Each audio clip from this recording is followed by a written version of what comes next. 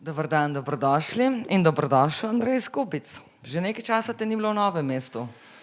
Ja, hvala za vabilo. Jaz mislim, da je dobro za začetek povedati te lepe rekordne številke v tvojem primeru. Ti si pravzaprav eden najbolj nagrajevanih slovenskih avtorjev. Dobil si 3 nagrade Kresnik, prvega za prvo delo. Dobil si nagrado Prešernovega sklada, Sovretovo nagrado za prevode, Večernico za mladinska dela, Župančičevo nagrado, to je nagrada mesta Ljubljane za tiste, ki tam živijo. Če sem prav pogledala, mogoče še kakšna manjka, ampak v bistvu manjkata pa še glavna Prešernova nagrada za življenjski opus, potem pa Nobelova. Hvala Bogu. Sem še toliko mlad, da lahko kaj izčakam. Kako je bilo, ko si za pravzaprav prvo objavljeno delo Grenki ime 99 dobil takoj nagrado, takoj Kresnika, ti je to spremenilo življenje? Ja, mislim prav nagrada za prvo knjigo, mi je takrat absolutno spremenila življenje, ker jaz sem si zmer predstavljal, da pač rad pisal sem rad že čisto od malih nog, odkar sem sploh začel pisati, odkar sem se črk naučil. Sem rad fantaziral in si izmišljal razne štorije, v katerih sem, ne vem, jaz in moji sošolci smo reševali svet v vesoljih, v vesoljskih pustolovščinah, potem, ne vem, kako sem jaz bobnar svetovno znanega heavy metal benda in kako smo pač največje zvezde. Tako da vedel sem od nekdaj, da bom pisal, ampak nisem si sploh predstavljal, da bi to kdo resno jemal. Potem pa pač, ko sem prvič prišel do tega, da sem napisal knjigo, pa je potem ta dobila nagrado, sem bil čist paf, rekel, no, zgleda, da potem pa to, kolikor znam napisati, da je to nekaj resnega. In takrat sem bil, to je bilo že precej pozno, takrat sem že, bil sem asistent na filofaksu, na prevajalskem oddelku in bi lahko tam v principu nekako životaril naprej v tisti karieri, ko mi ni bila glih pisana na kožo, ampak če sem pa dobil nagrado, sem pa rekel, da mogoče pa si lahko upam se samo s tem ukvarjati, iti med stradajoče umetnike. Da je to zgleda, je možno, da nekdo to resno jemlje. Tako da, če ne bi takrat dobil tiste nagrade, sigurno ne bi tega naredil. No, vidiš, nagrade spreminjajo življenje, ne? Kako so pa ostale nagrade nate vplivale? So se kakšne podobne spremembe zgodile kot ta prva radikalna? Ja, ne, potem je prišel nek malo trenutek streznitve, ko sem uspel, videl, kako s temi nagradami je, vedno pač rabiš neki sreče. To, da sem jaz takrat dobil tistega Kresnika, je, za mene je bilo največje doživetje že samo to, da sem se tam znajdel v isti peterici skupaj s Ferjem Lajnškom, ki se mi je zdel legenda takrat. In je bilo že to to, da sem potem jaz od vse tiste peterice dobil, je vedno stvar neke sreče, pač, ker sem tudi jaz poznal v kakšnih žirijah sodeloval in sem videl, kako se to krešejo mnenja. Nagrada absolutno, že tako ne more pomeniti, da je to res najboljša knjiga. To je pač nekaj, o čemer so se neki kompromisi sklenili in tako. Pa tudi, če danes gledam za nazaj, ko si rekla, da sem dobil 3 Kresnike, pa sem bil tudi še parkrat nominiran, ampak meni se zdi, da moje najboljše knjige recimo so najslabše prišle skozi. Tiste, ko se meni zdi, da sem nekako nekaj najbolj tako res hotel povedati. In da so v bistvu nagrado dobile tiste, ko so bile nekako najbolj pop, najbolj, ne vem, take, na prvo žogo. Ko so bile so dobro strukturirane, verjetno, ampak mi niso tako zelo pri srcu. Tako da meni je recimo kaj zvem, Popcorn se mi je zdel dosti dobra knjiga, ko sem jaz, da sem hotel eno satiro narediti, ne, ko sem hotel nekaj povedati Slovenci, mislim, ne, kaj pa mislite, da ste, ne, pa tako, ampak ni bila zadost, da bi sploh prišla kakršnekoli nominacije. Tudi tale knjiga, ne, ni prišla v nobene nominacije, pa se meni recimo zdi mogoče ena, ko sem si najbolj dal duška z njo, pa najbolj samega sebe raziskal v njej, ne. Zelo si dal duška in eden bom rekla, tako kot se sam opisuje, edini živeči star literarni kritik v Sloveniji, ne, je osebno užaljen, da tvoja knjiga, to je v bistvu prva tvoja knjiga, ki je šla pri nas, pa čeprav Buldožer ni prišla niti v deseterico, ker je bil prepričan, pa je bil tudi član mnogih žirij, ne samo, da boš prišel v deseterico, ampak da boš zmagal. Skoraj da mi vnaprej čestital, da si pri nas s to zmagovalno knjigo. Ne, mislim, nagrade so v končni fazi so zelo dobra taka knjigotrška zadeva, ne, so dobra promocija literature, nasploh branja, ne. Ker kadar so nagrade, je okrog njih cirkus, ljudje slišijo, ne samo pač za tiste knjige, ki so nominirane, ampak se nasploh spomnijo na branje in to je dobro samo po sebi, ne.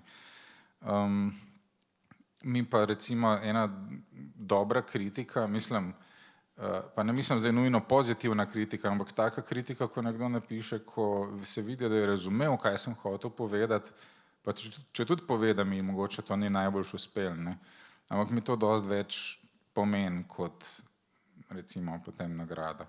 No, čeprav seveda ne, nagrada je fajn, ne, in za ego in za eksistencialne stvari, ker je tudi za penzijo. Denar za penzijo, za reference. Ampak no, mislim, da je boljš imeti dobrega bralca, kot pa pač te nagrade. Hotel sem navesti tudi statistiko, koliko del si naredil, ampak si se prijavil sam, da boš to prebral iz knjige, pa čeprav Buldožer, ni zgolj statistično, ker imaš en zelo lep opis tega, kaj si in kdo si. Ja, se res to sem pozabil. Ja, preberem potem. Preberi.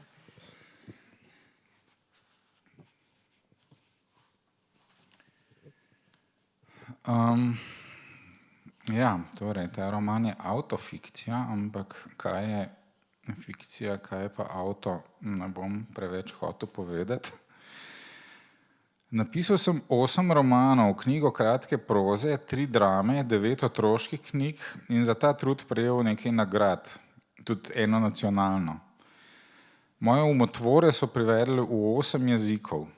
Najbolj ponosen sem na rusko izdajo, ker je prevod v Rusiji izjemno težko doseči, praktično težje kot v Ameriki. Čemur se po pravici povedano precej čudim, čeprav se seveda tudi veselim. Že od otroških let sem rad fantaziral, si izmišljeval neverjetne pripetljaje z izmišljenimi junaškimi prijatelji in to metal na papir.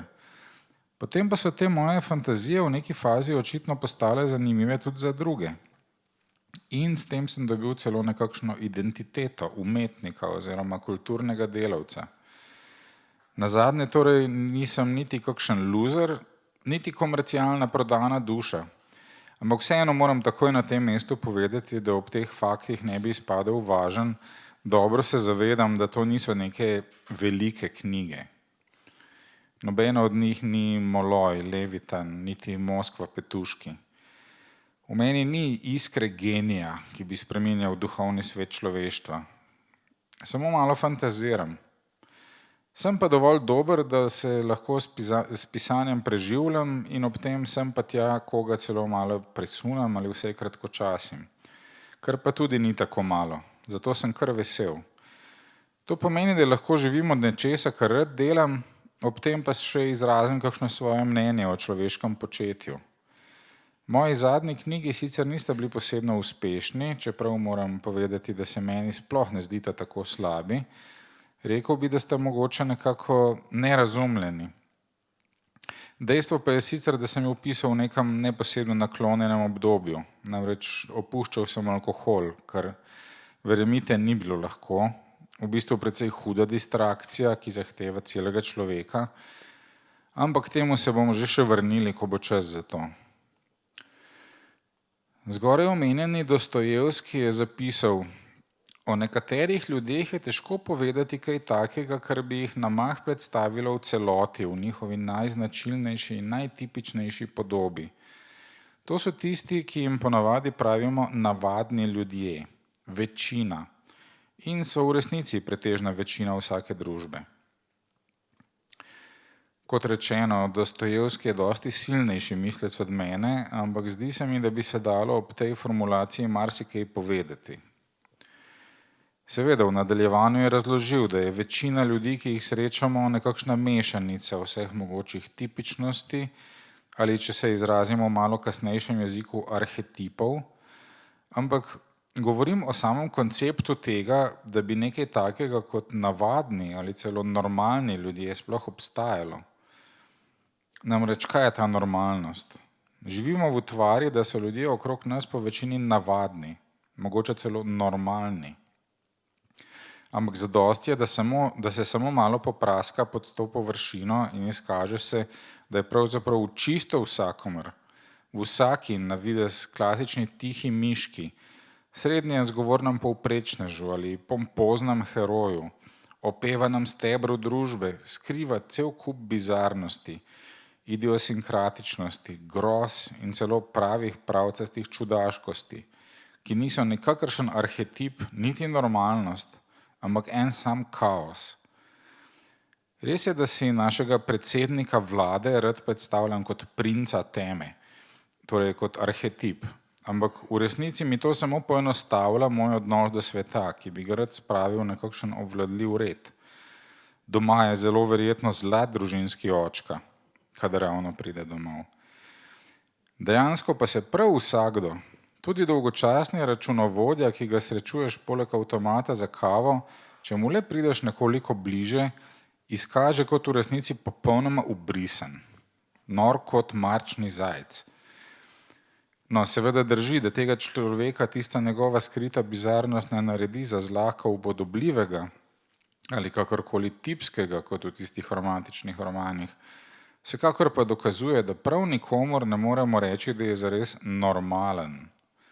Ne, tisti računovodja je enako ubrisan kot predsednik vlade ali pa jaz. V glavnem povedati hočem to, da lahko mene, Majo in Aleksa po vseh merilih umestite med te, po merilih Dostojevskega, navadne ljudi. Na zunaj smo ekstremno normalni, spoštujemo vsa družbena pravila in večina naših kriterijev normalnosti je precej vsakdanja. Prav, drži, da sem že od otroštva gojil o sebi nekakšen občutek, da sem čudak. A to je bilo samo zato, ker sem bil tako nedružabne sorte, dokler nisem spoznal alkohola. Socialno nespreten, sramežljiv, pogosto neznansko naiven, zanimal sem se za naravoslovje in knjige, sovražil telovadbo in se rad zatekal svoje sanjske svetove. Skratka, prvih 15 let sem bil popolnoma običajen očalarski pifer, brez posebnih prijateljev, dokler nisem potem metamorfoziral v besnega metal hardkorovca. V večini drugih stvari pa sem iskreno povedano konformistične sorte. Konceptu davkov sem naklonjen, jih brez hude krvi plačujem, kar podpiram skupnost. Vsi trije smo se med epidemijo cepili proti koronavirusu, čim je bilo cepivo na voljo, kar verjamemo v moč človeškega znanja. Ne brez pridržkov, a z zavestjo, da je to največ, do česar smo se skupaj dokopali.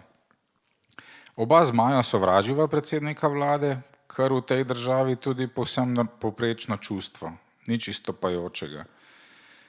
Vse to po lastni moralni presoji.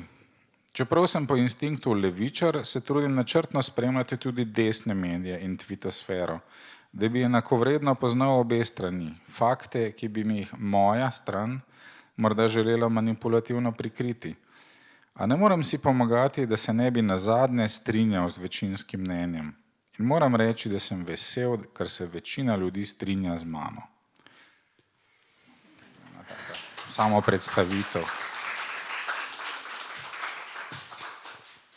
Preden se greva do tega romana, moram reči, da sem se zelo zabavala, ko sem ga brala, tako prav na glas sem se režala, ne? Ampak predtem me še nekaj zanima.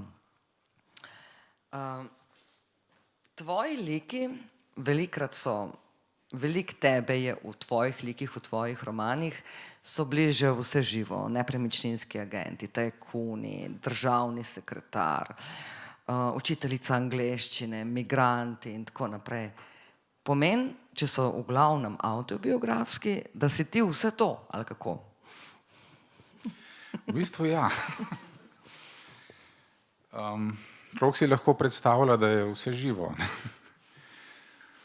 Ne, mislim, edini način, kako se jaz lahko vživim v kakršnokoli vlogo, je, da si predstavljam, mislim, v kakršnega koli junaka, ne, literarnega lika, je to, da si predstavljam, kako bi jaz funkcioniral na njegovem mestu. Ne. In to je ena zelo fajn stvar pri pisanju, točno to, da se lahko vživljaš v ljudi, ki izgledajo popolnoma drugačni od tebe. Ne. Da sem moral recimo se kar precej tako zatopiti v razne odvetniške zgodbe, da bi si predstavljal, kako bi jaz funkcioniral kot odvetnik, ki mora braniti neke tajkune in ga potem ti nategnejo in potem on se loti udariti nazaj. Ne. Iščeš v sebi, mislim, vse jaz lahko pišem edino na ta način. No. To je meni tisto, kar se mi zdi pri literaturi fajn, da lahko iščeš neke drobce v sebi, v svojemu karakterju, tudi take, ki niso mogoče najbolj fajn, ne, ki jih ne bi mogoče rad kazal javno, ampak jih izživiš tam noter. Ne. Najslabše plati svoje osebnosti lahko skozi nek lik spraviš ven in uživaš zraven, ne, dejansko. In potem si še nagrajen, ne? Ja, v tvojem primeru. Še nekaj tudi značilno, da ti, to sem v eni kritiki prebrala, ne, da pač večina slovenskih pisateljev se vrača nazaj, gre v zgodovino, se deli na to. Ti vedno pišeš knjige o tu in sedaj. Ja, sicer dostikrat z vračanji nazaj tudi, ne, ali pa z nekim ekskurzijo v neko prihodnost, ne.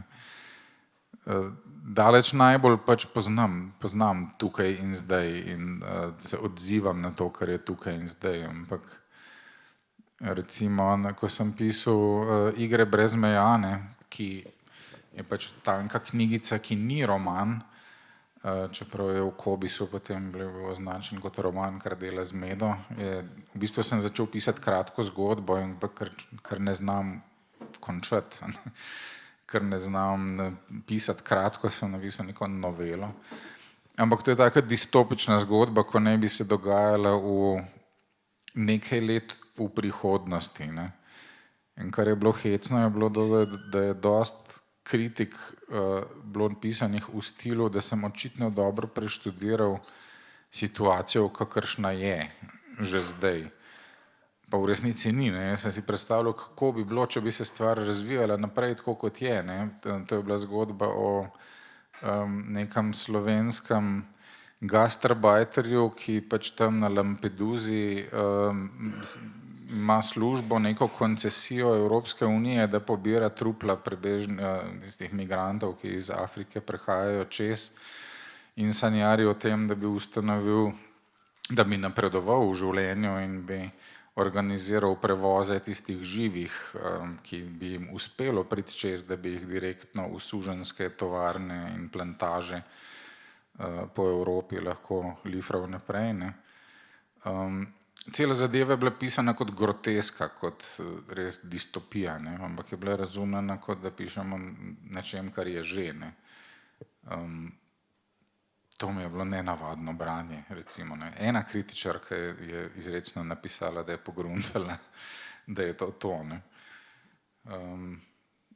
Ali pa pač ta Permafrost, ki je satira na slovensko idejo superiornosti in avtohtonosti, ki je zgodba o slovenskem genu, ki povzroča totalno disfunkcionalnost pač pri vsakem, ki ga ima, ne, in je lahko uporabljen kot biološko orožje da popolnoma onesposobi vsako ljudstvo, ki pač bi ta gen dobilo prek pač neke okužbe, ne, ki je tukaj avtohton in so ga najdali že v nekem truplu, ki je bilo zamrznjeno pod Triglavskim ledenikom, ki je pač se zdaj odtajal, ne, zaradi klimatskih sprememb. Torej, to je bila taka futuristična zgodba. Ne. V bistvu si iz Slovencev naredil neke super junake, neko posebnost, ne? Ja, ne, teorija je bila, da v bistvu Izraelci so to prenesli to okužbo na Palestince, zato ti nikakor niso sposobni ustanoviti svoje države, ker so tako disfunkcionalni kot Slovenci. Ne. No, tako sem se jaz zabavala celo tvojo knjigo. Še nekaj me zanima. Zavedeno je, da si napisal 9 romanov. To, kar si zdaj že omenil, da je ena knjiga napačno vodena, ampak napisal si tudi znanstveno monografijo, napisal si 3 dramska dela, eno zbirko kratkih zgodb in drame si tudi napisal. Mene vedno zanima, kako tisti, ki pišete različne stvari v različnih formah in žanrih, kako preskakujete. Kdaj se odločite, da je za kaj čas, kako, ne vem, prevajalec v tebi moti pisatelja v tebi ali obratno, če že. Ja, ne, prav kar se prevajanja tiče, to me samo, ne vem, to je neke vrste trening, no, oziroma telovadba za možgane, ker prevajanje je najbolj intimno branje, ne, in če si lahko sam izbiraš avtorje, ki jih boš prevajal, potem se ogromno lahko naučiš od njih in zelo uživaš, ampak niti ne v smislu, da sem naučil, da bi pisal sam v takem stilu, ampak enostavno spoznavati neke druge možgane, kako pišejo, kako je možno sploh razmišljati. Kar se pa žanrov tiče, je pa tako, ne, res, za mene so v bistvu žanri zelo različni in je težko, ko sem prej rekel, da ne znam pisati kratkih zgodb, ne, začel sem pač pisati prozo skozi kratke zgodbe, seveda, ne, ampak danes ne znam več pisati, no, ker enostavno čim začnem razvijati neko zgodbo, ta takoj začne preraščati, ker me začnejo zanimati tisti liki, ne. Ni nekaj, kar samo nekdo stopi in nekaj naredi in se nekaj zgodi, ampak takoj začnem razmišljati, pa kdo je pravzaprav ta človek, zakaj je to naredil, kdo pa sta mama pa ata njegova, ne. A ima kakšno ženo, a ima ta ženska kakšnega moža, ali kaj se mu je dogajalo v življenju in takoj začne to preraščati v neko večjo stvar, ne. Tako da se mi vse me nese v roman, ne. Tisto tudi, no, jasno, tam čisto na začetku sem tudi pisal pesmi, tako kot praktično vsak Slovenec je kdaj v življenju, ki se trudil pisati pesmi, ampak sem tudi, hvala Bogu, ugotovil, da nima smisla težiti ljudem s tem, da nisem človek za to, ne. Dramatika je bila pa nek prav poseben izziv, nekaj časa, mislim, malo tako po naključju, ker no, Janez Pipan, ko je bil pač še direktor Drame, je nekaj časa takrat vabil avtorje, ki so se na začetku zbrali okrog Beletrine, tisti mladi val, te mlade proze, ki nas je tam bilo nekaj, da bi poskusili kaj napisati za gledališče, ne, pa nobenemu ni kaj posebno šlo, na kar je on naročil dramatizacijo Fužinskega bluza, mojega drugega romana, in sem bil pa čist fasciniran, kako se to da, kako se je lahko zgodba, ki sem jo jaz napisal, pač čist drugače sem si predstavljal, kako se lahko to iznenada pa znajde na odru in da to neki igralci, ki jih jaz poznam in da se mi zdijo neke zvezde, da to oni pač kar igrajo. In sem rekel, da to bi pa jaz rad poskusil, zdaj sem pa dobil inspiracijo, ne. No, ampak potem dolgo ni prav tako uspel, no, nisem zdaj pa prišel nikoli do Pipana, so potem, čeprav mi je malo pomagal, mi je malo mentoriral nastajanje potem tiste prve drame, je potem zgubil pač mesto direktorja Drame, ne. In je precej po ovinkih prišlo to do prve uprizoritve tam v Novi Gorici. Tako da in takrat sem prišel na občutek, kako pravzaprav se da napisati dramo, da moraš čisto drugače zastaviti stvar, ne? Ker ko pišeš prozo, enostavno to je pač nek notranji monolog, ne? Lahko delaš, kar hočeš, ni nobenih meja. Za dramo pa so res čisto druga pravila, rabiš nek konflikt, rabiš neko stvar, ne? In sem takrat tista ta prva drama je nastala tudi na osnovi ene kratke zgodbe, ko je imela tak potencial. Potem sem pa napisal naslednji tekst, ko je potem precej let pozneje kot Hura Nosferatu bil uprizorjen, ko je bil na temo moje hčerke, ki imajo eno težko obliko epilepsije, ko je bila zelo majhna, bila v bistvu življenjsko ogrožena zaradi nje. In sem nekako pač zgodbo teh konfliktov notranjih, ko sva jih midva z ženo takrat preživljala, si lahko predstavljal, kako bi se to dalo uprizoriti na odru, ne? Ampak sem napisal ta tekst in sem ga dal takrat za brati Matjažu Pograjcu, ki mi na to eno leto ni nič odgovoril, ne? Nekar je pa eno leto me poklical, če bi jaz za njega napisal eno dramo. Ne to, kar sem jaz pač tam njemu dal, ampak da bi nekaj po naročilu za njega napisal, ne? Rekel, da bi rad delal predstavo o bodisi Pavli Jesih in pač eni od dveh teh slovenskih alpinistk, ali Pavli Jesih ali pa se pa ne spomnim že, kako je tisti drugi bilo ime, da naj malo pogledam njune življenjske zgodbe, če bi jaz znal napisati, ne. In sem takoj pograbil to priliko, ker sem rekel, jaz bi rad spet videl, kako igralci uprizarjajo nekaj, kar sem jaz napisal, ne. In se mi je zdela ta zgodba Pavle Jesih nekaj, kar bi se dalo super predelati, ne. In sem pač dejansko po naročilu to napisal, ne. In kako je bilo to po naročilu pisati, to je popolnoma drugače, kot sicer počneš, ne? Zato, ker se mi je zdela dobra zgodba, ne.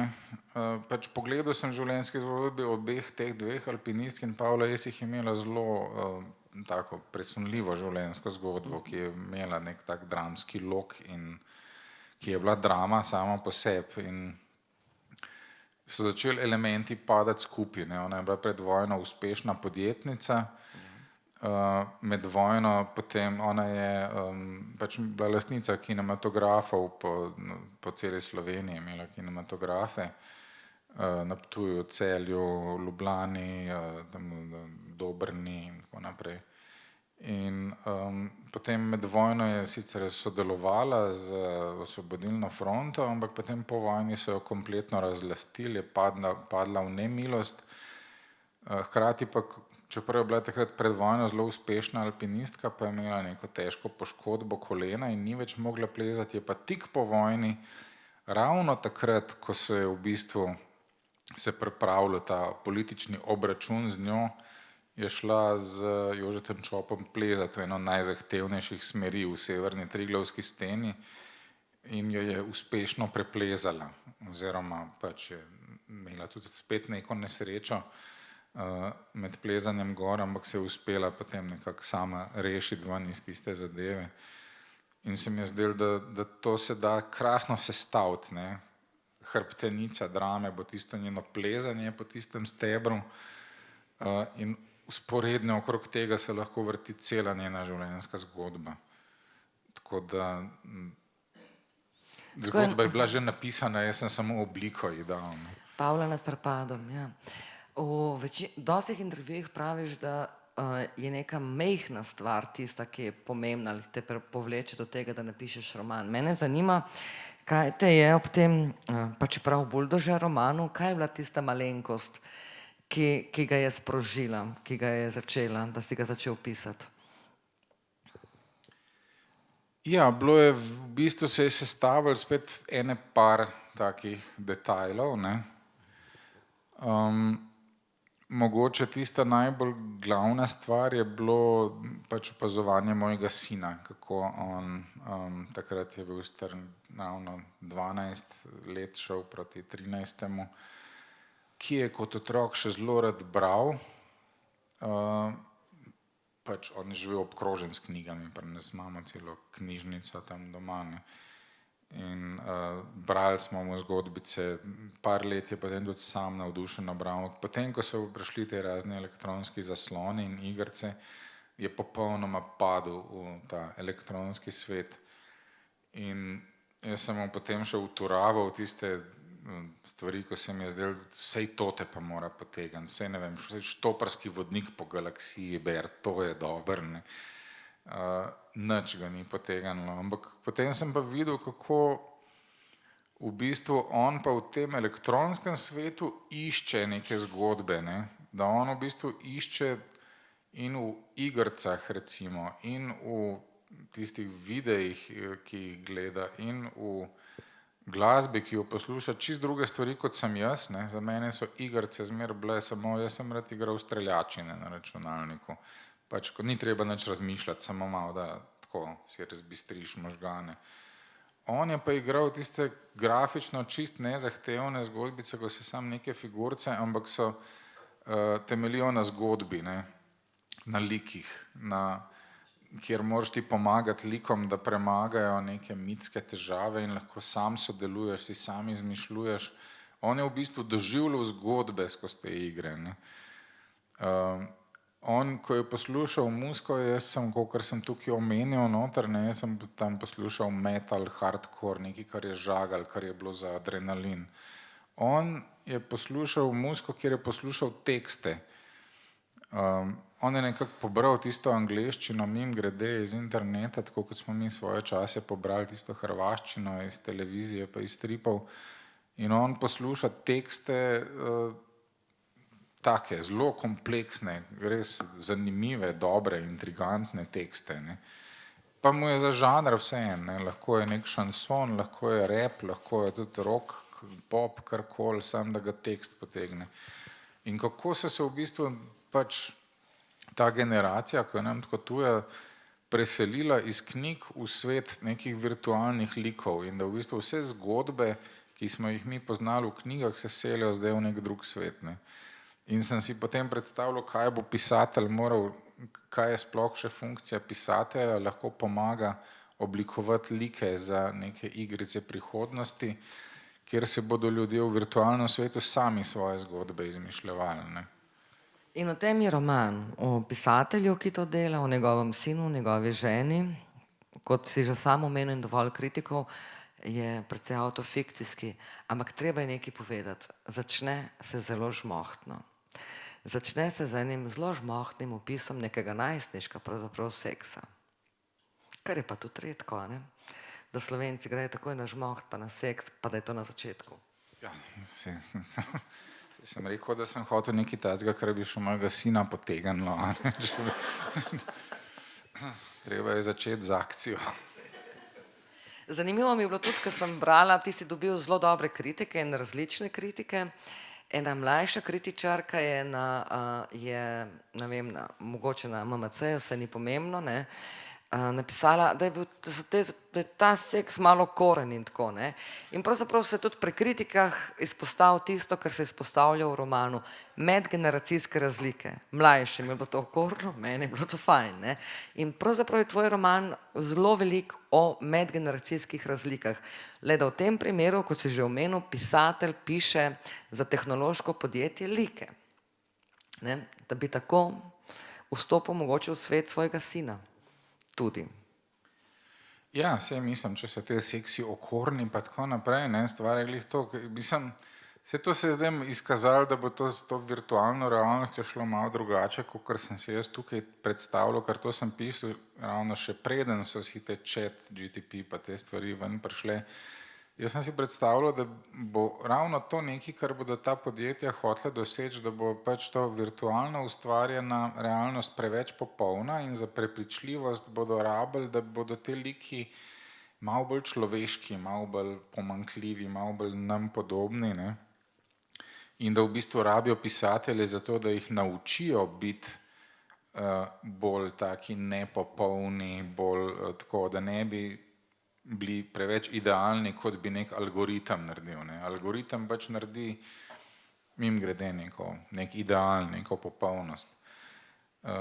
Naša življenja so pa zelo nepopolna, ne? So polna takih drobnih štoravosti in da je točno to tisto, kar jim je treba dodati. Ne? Če je avto fikcijski, če je velik tebe not, a si ti to zares delal v življenju? Glej, to je tako, Mislim, ko ne bom te ko sem vprašala, če rekel, si delal za Izologin, ne, ampak ja, ne, to pač ne.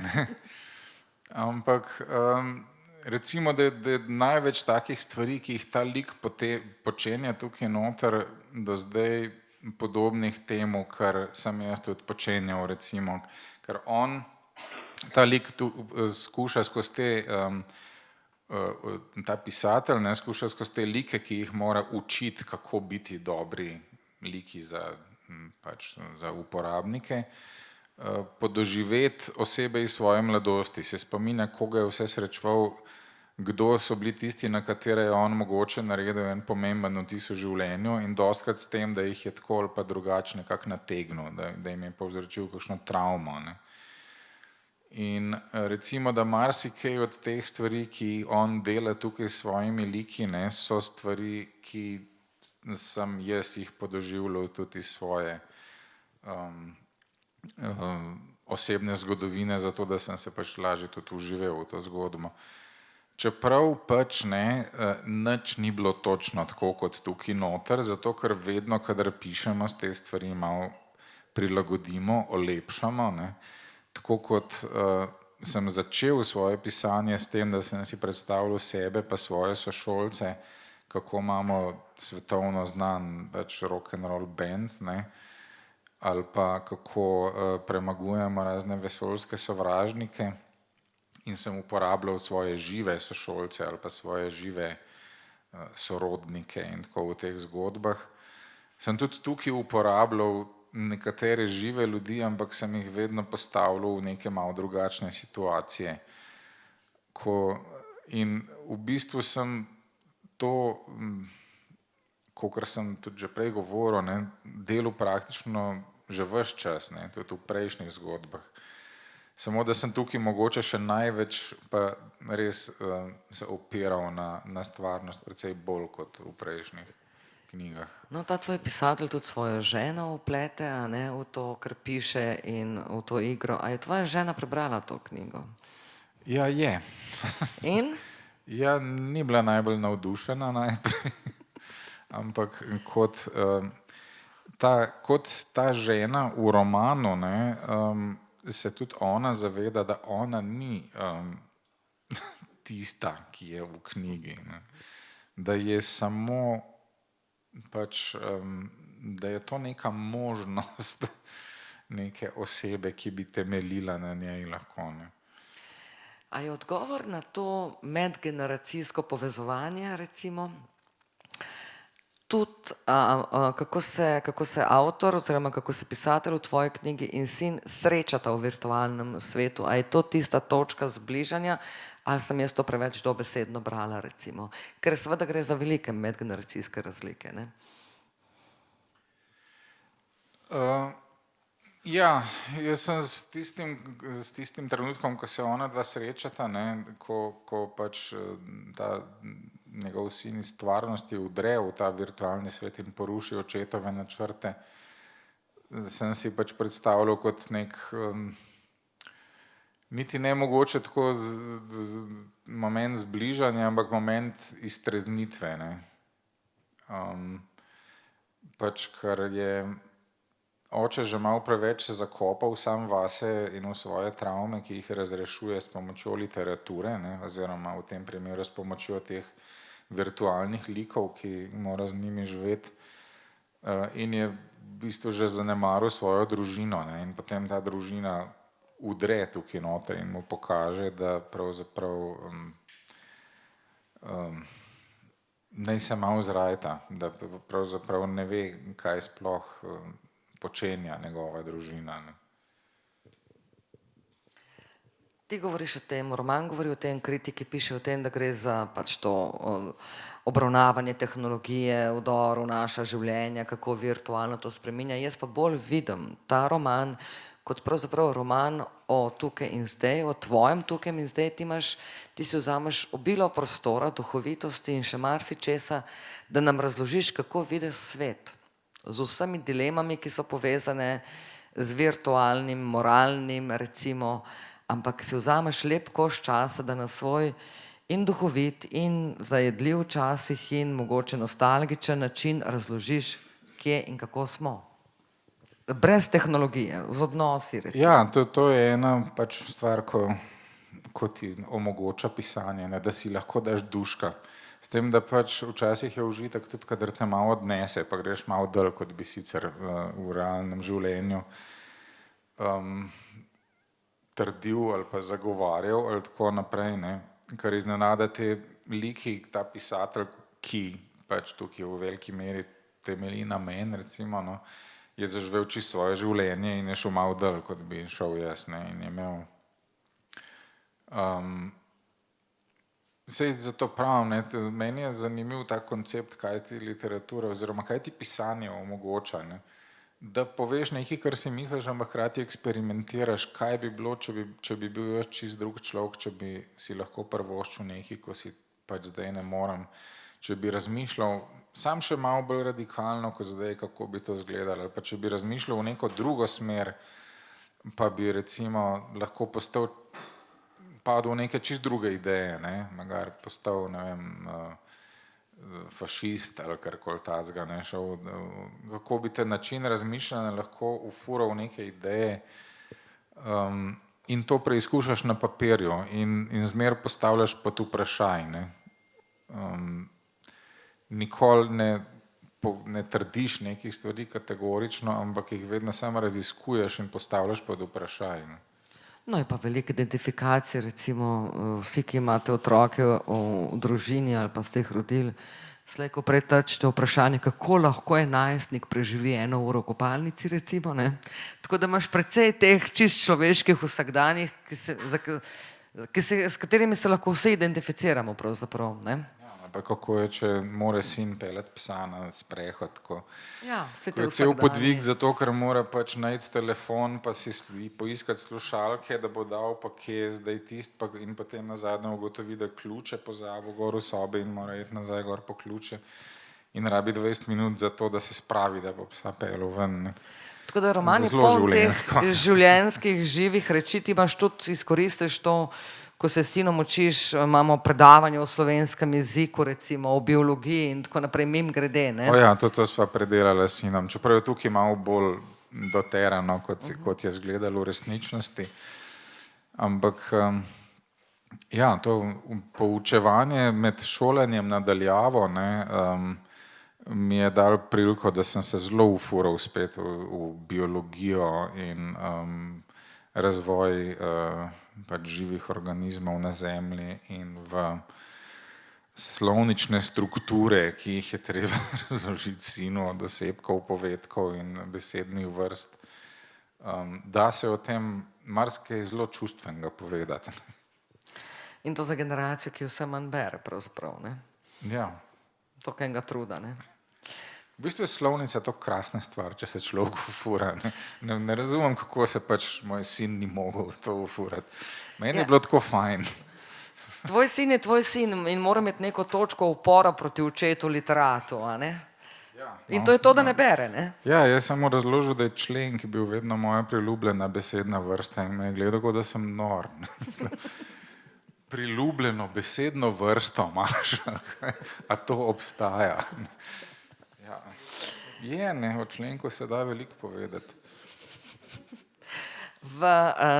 Na začetku ti citiraš del komade z Denis in Denis, ki ga vsi poznamo, in seveda ljubega nam Feota. Nekoga moraš imeti rad, pa čeprav buldožer, ne. Koliko je recimo Feo nate vplival? Feo je bil nek čist drug odštekan pesnik, ti si pisatelj, ki piše te avtofikcijske romane, oziroma kdo, če ni Feo, kdo je bil tisti, ki te je od slovenskih ali pa dajva reči slovenskih avtorjev napisalo? Kateri slovenski avtorji so te napisali, recimo? Ja, tukaj je ogromno takih, ko so mi bili iz takega ali pa drugačnega razloga Mislim, tisti, ko bi prav rekel, da so me romani zaradi njega potegnili, verjetno Vitomil Zupan, absolutno, pa tudi Prežihov Voranc, pa čeprav ni to tako omejeno na žanr, ker so me čist kakšne ideje, pa načini, kako so kakšne stvari pisali, Slavko Grum. Dokodako v mestu Gogi, ne? Ja, itaka, ne. Ne, ampak predvsem kratka proza njegova, njegovih zbranih del je bila super. Tudi poezije marsikaj, ne, od Kosovela, Šalamuna, Jesiha. Dost pa raznih tujih avtorjev, no, te škotski avtorji so mi dost dal v eni fazi, takrat na začetku sploh, ko sem jih potem tudi prevajal, James Kelman zlasti. Potem v eni fazi sem čist padel v Ruse, ko sem jih v mladosti zelo zanemaril. Jaz nisem v mladosti nikoli bral Dostojevskega, sem ga začel brati pred 5 leti recimo. Ne. Pametno. Ampak zaradi tega, ker sem prej prebral že vse Sorokina, pa zgodnjo porevolucionarno rusko prozo, pa to, pa zdaj te sodobne satirike, Pelevina in podobne, ne. In sem nekaj let samo Ruse bral in sem se recimo v Permafrostu zelo trudil napisati kakšno podobno satiro v tem stilu, ampak pri nas pač ni tako dobro. Si se pa s Kelmanom, ki se ga prevajal, tudi srečo, obstaja ena zelo zanimiva anekdota. Kaj? Gostoval si nekje, on je bil s tabo na odru še nekdo? Ja, tisto, ja. Ja, v Ottawi sva se znajdla. Je bil nek knjižni festival v Ottawi v Kanadi, ker smo potem se skupaj znajdli na odru, jaz pa James Kelman, ko je bil za mene, pač mislim, tako kot bi Mika Jaggerja srečal, mislim, res ogromen mi je dal, ne, on je bil res car za mene. Pa še ena jamajška pisateljica, ko se zdaj ne spomnim več, kako se piše, ampak bilo je pa tako, tam so kanadski Slovenci prišli na tisti literarni večer in ko smo čakali v dvorani pred nastopom, so me prišli pozdravljati in trepljati in kako so veseli, da je en Slovenc tukaj in da bodo slišali to novo slovensko ustvarjalnost. Ampak pač jaz sem imel pač eno tako zelo, za njihove pojme, grozno zgodbo, ne, tam, ki se med nekimi klošarji dogaja in tam pride do enega posilstva praktično med zgodbo, ne, ki se pač meni zdela tako, mislim, vsem drugim se zdela taka zelo presunljiva, zelo naturalistična zgodba, ne. In že med tem, ko sem bral, sem opazil, da eni v publiki vstajajo in odhajajo ven. In ko sem se potem vrnil tja k omizju, kjer je bila veleposlanica, pa drugi, mi je ona rekla, veš, niso vsi ostali. In naslednji dan je povedala, da je dobila ogromno klicev od teh Slovencev, ki so se pripeljali vse iz Montreala, iz Toronta, pa tako, da bi poslušali tega Slovenca, da kaj je zdaj to za, kakšne slovenske pisatelje kle vabite, da to je grozno, ne. Da kakšno podobo Slovenije oni tukaj kažejo. In potem je rekla tista tajnica na veleposlaništvu, da naj se je zdelo, da v bistvu smo se vsi trije na odru zelo dobro ujeli, ne? Da se v bistvu jaz pa James Kelman imava tak podoben stil, pa tudi ona Jamajčanka, ne? Da smo ena taka fajn večer, da je bil koherenten, ne? In je potem ena tako besno odgovorila, da ona dva nista bila pa tudi čisto nič boljša, ne? Pol sem bil navdušen, da sem končno, da sem enako sranje kot James Kelman. To je pa moj dosežek zdaj. Ti zelo, bom rekla, mimogrede, nevsiljivo, nemoteče, vsaj zame, uporabljaš dosti seksa, uporabljaš dosti kletvic, tako v lepem jeziku, mimogrede, a ne, imamo vse te sproščujoče besede. Da ni bilo za dosti lep jezik, ne, za tisto. Tako, tudi name je delovalo sproščujoče med tem, ko sem to brala. A je bil to kdaj kakšen problem, recimo, da ne vem, ti sploh nisi vulgaren, ti imaš perfekten stil in ti to vladaš in to zelo dobro komponiraš, ampak a je bil to kdaj pri nas recimo ali pa kjerkoli problem? V bistvu ja, ena zanimiva stvar je, je pred leti, ne vem, je bila 20. obletnica ali kaj nagrade Kresnik in je šla neka antologija, ki jo je, mislim, da uredil Franc Zadravc.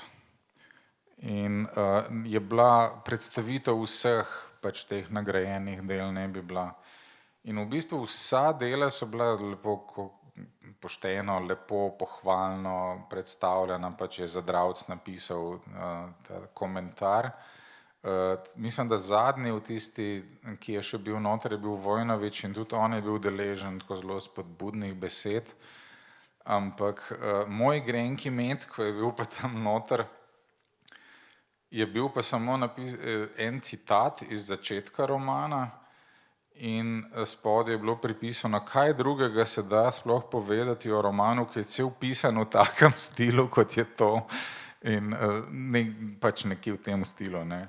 In pač on je bil moj profesor na faksu, ne, kot če sem izpit pri njemu delal, ne. Ampak to sem pa potem dobil nazadnje kot njegovo omembo mojega nagrajenega dela. No, ti si pri nas k nam v založbi Goga prišel potem, ko si dobil že vse nagrade, z 2 deloma pravzaprav. Ti si poleg romana, pa čeprav Buldožer, prevedel tudi Defoja, Dnevnik kužnega leta. Ja, tiste je bilo pa nekaj popolnoma drugega. Je bila tudi zelo zanimiva knjiga. Kakršna koli bom vprašala čisto banalno, ker smo pač po covidu in tako naprej smo že sicer skoraj pozabili na to grozno obdobje, ampak se da kakšne vzporednice vleči z davnimi časi, staro Kugo. Ja, veliko, ne, tudi takrat je pač izbruhnila, no, mislim, so pač bile določene razlike, ne, tista Kuga, ko je bila takrat, je ves čas povzročala totalno grozo od začetka epidemije do konca, medtem ko pri nas je v neki fazi so se ljudje enostavno naveličali, ker kao, ni zadosti ljudi umirali in torej sploh ni bilo zadosti katastrofalno in je več niso resno jemali, ne. Ampak zelo veliko stvari, tistih panik pa iracionalnih reakcij, pa to je bilo pa podobnih, ne, in tudi te protiepidemičnih ukrepov in reakcij na te ukrepe, ko naj bi pač ljudje ostajali v karanteni, pa se na vse pretege bežali in se trudili pač pretentati tiste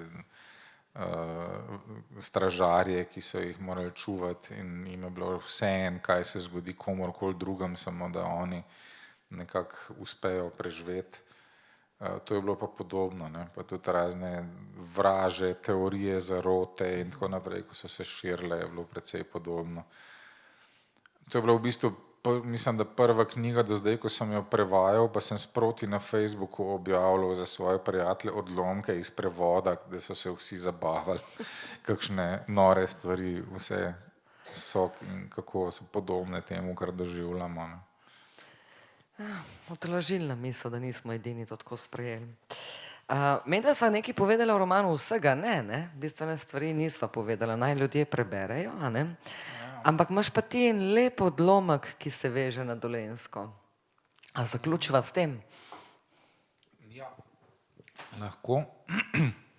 Zdajle sva se midva z Jedrt ravno peljala mimo tega kraja, ki je omenjen v tem odlomku. Moj oče je dejansko imel vikend na Rihpavcu, tam bil tukaj med Trebnjem pa Novim mestom. Moj pokojni oče, ki je takrat ravno med epidemijo umrl. In tukaj je nekaj na temo tega, kako sem jaz v bistvu stvari svojega življenja in tudi njegovega že doslej uporabljal v svojih prejšnjih zgodbah. Pripeljemo se do razcepa Malence, zavijamo na južno obvoznico.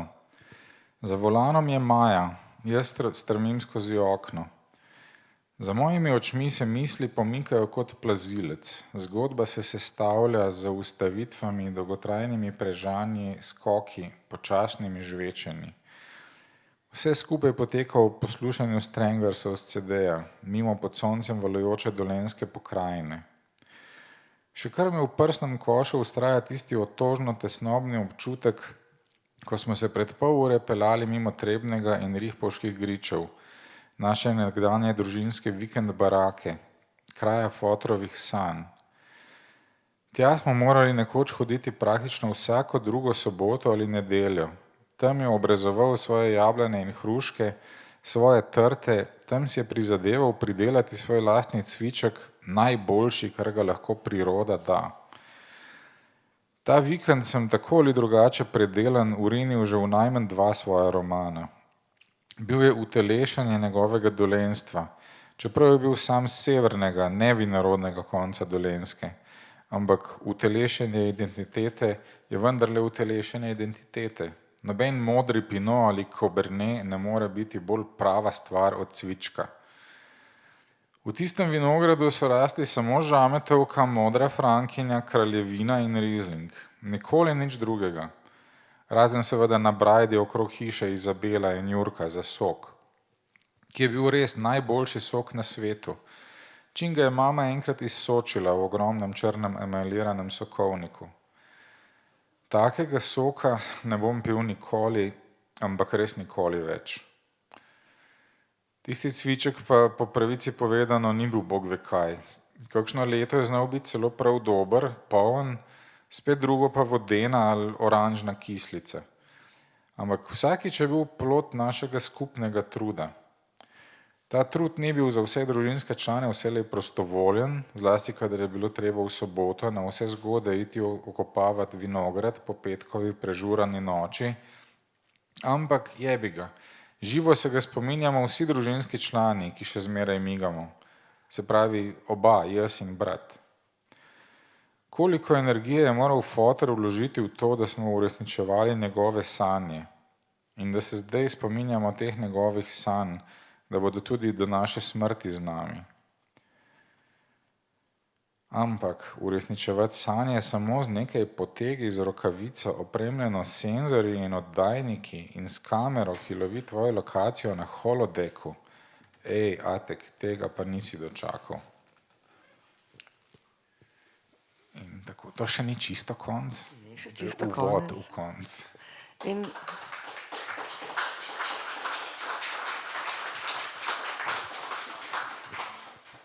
mislim, vsak pošten človek ima kaj dolenstvo vse, pa ne. Andrej Skubic, najlepša hvala, da si naš avtor in da si danes prišel. Knjiga je na voljo po posebej prijazni ceni in tukaj imate avtorja, ki se vam lahko podpiše in seveda hvala vam, da ste prišli. In ostanite še naprej z nami.